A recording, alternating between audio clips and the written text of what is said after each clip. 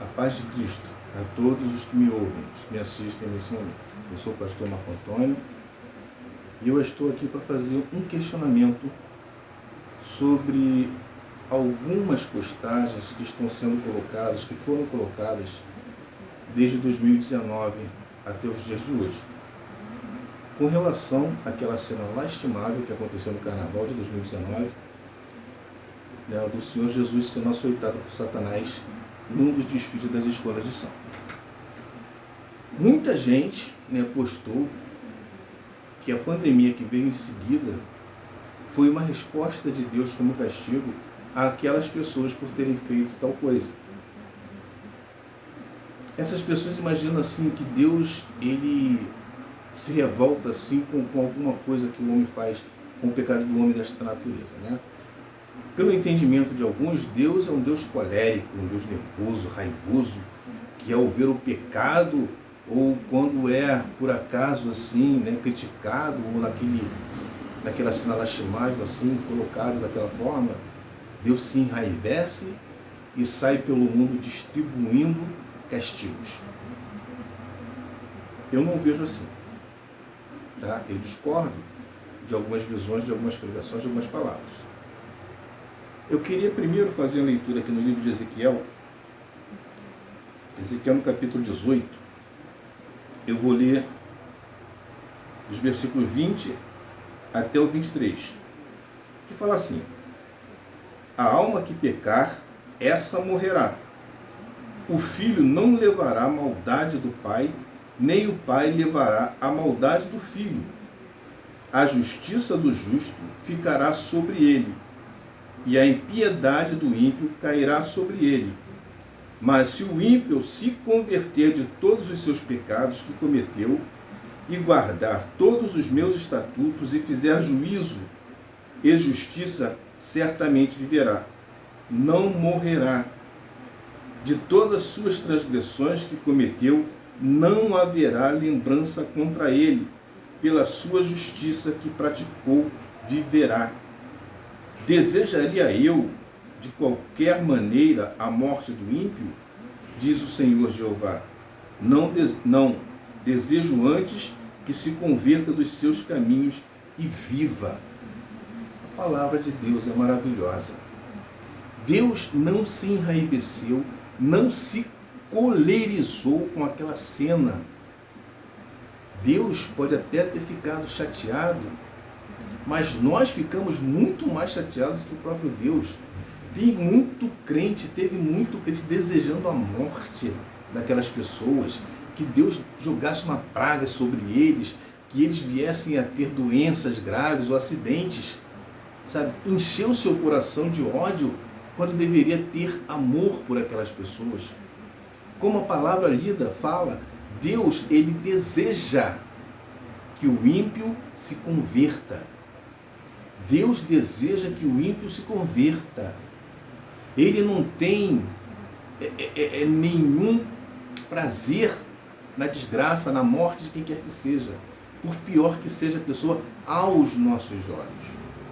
Então, meu irmão, você que ainda acha que o Senhor enraiveceu-se, colerizou-se e saiu distribuindo vírus pelo mundo, matando pessoas inocentes, sem qualquer critério, porque houve uma cena de pecado na Marquês de Sapucaí,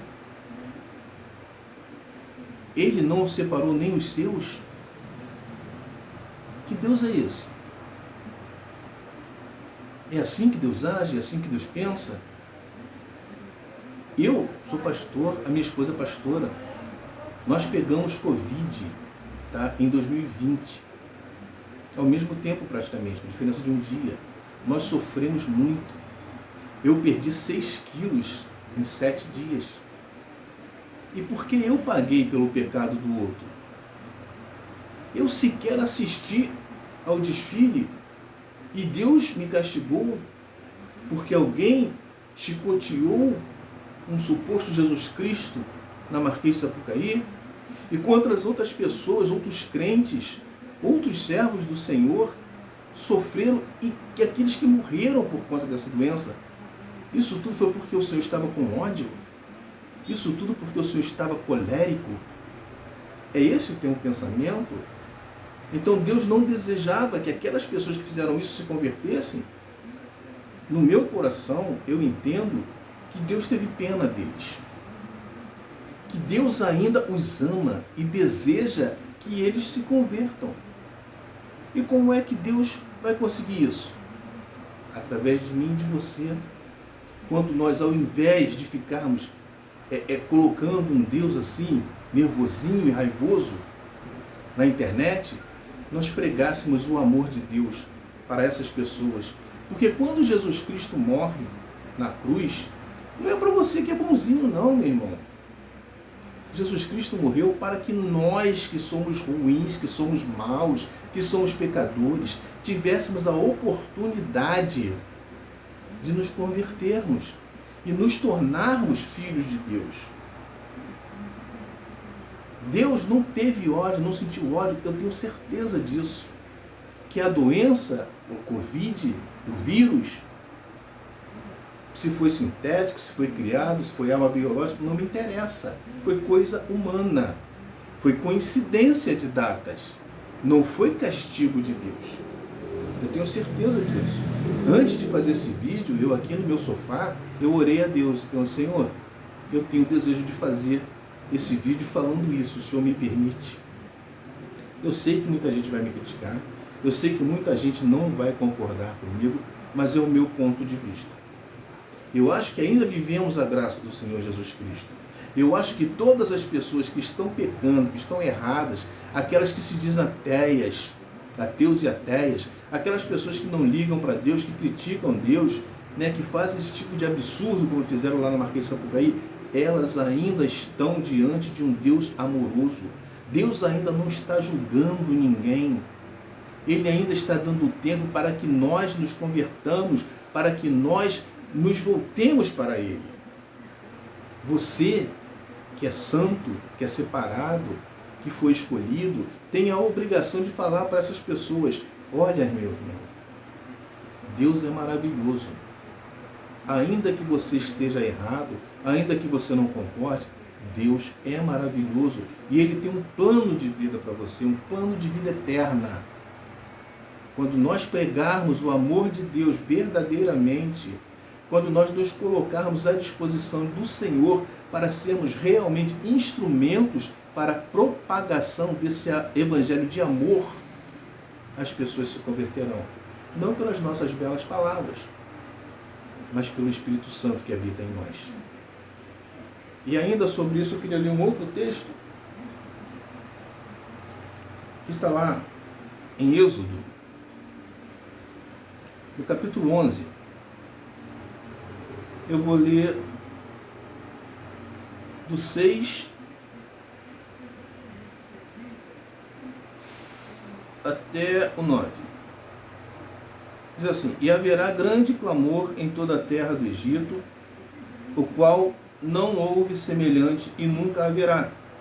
Mas quanto a todos os filhos de Israel, nem ainda um cão moverá sua língua, desde os homens até aos animais, para que saibais que o Senhor fez diferença entre os egípcios e os israelitas.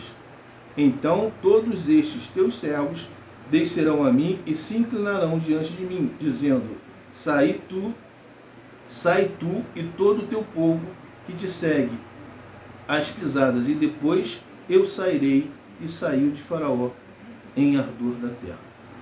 Ou seja, aqui é a instituição da Páscoa. O Senhor fala para Moisés dizer ao povo para matar um cordeiro, com o sangue do cordeiro aspergir os umbrais da porta, porque naquela noite o anjo do Senhor passaria pelo Egito e ele ceifaria a vida de todos os primogênitos.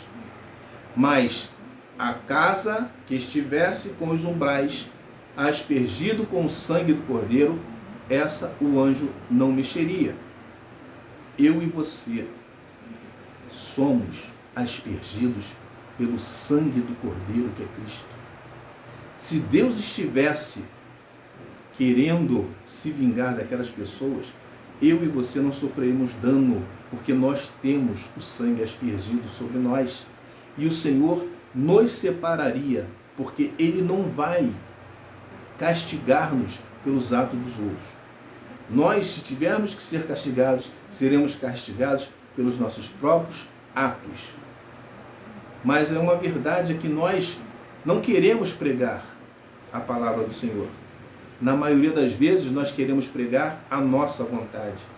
E eu me lembro de Jonas, que foi chamado pelo Senhor para pregar em Nínive, aos ninivitas, que era um povo terrível, um povo idólatra, um povo maldoso, um povo violento, um povo que praticava todo tipo de pecado. E quando Deus chama Jonas para ir a Nínive pregar para esse povo, ele fala: peraí, Deus, calma aí, aquele povo não merece salvação, aquele povo merece fogo eterno, uma saraivada de fogo lá, como foi lá em Sodoma e Gomorra, tem que queimar tudo. E é assim que muito crente pensa.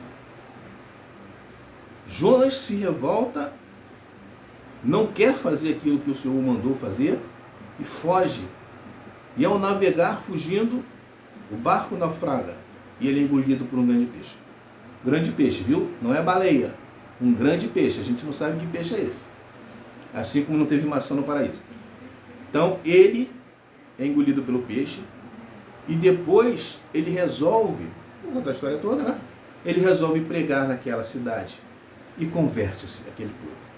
Eu tenho que ter o desejo ardente no meu coração para que o pecador que eu conheço e aquele que eu não conheço ouça a palavra de Deus e se converta. Eu não tenho que ter na minha mente a intenção ou o pensamento de castigo para eles. Eu tenho que pensar como o Senhor pensou: amor a todos indistintamente. Que essas pessoas sejam o nosso propósito, nosso alvo. Esses dias eu ouvi uma música, né, de uma menina aí lá do Pará, falando uma verdade assim, absoluta, sobre o evangelho que é praticado hoje. Né? Nós queremos o evangelho para nós mesmos, para ficarmos nós mesmos dentro das nossas igrejas ali, naquele clubinho social, né? A gente não aceita a gente de fora, não vai para fora para trazer ninguém, porque também a gente não quer, né, dividir cargos, né, dividir espaço com ninguém, não é verdade? Mas não é isso que a igreja tem que fazer. A gente tem que ir lá e buscar as pessoas para o conforto do Senhor. Irmão, não diga que Deus castigou a humanidade por causa daquela cena, porque o Senhor ainda está trabalhando, eu tenho certeza, para que todos aqueles que praticaram aquela cena terrível tenham a condição de se converter. Se você que está ouvindo conhece alguma daquelas pessoas, não as odeie, mas se tiver a oportunidade, fale do amor de Deus para elas. Quem sabe você não será o canal que Deus usará para converter aquelas pessoas.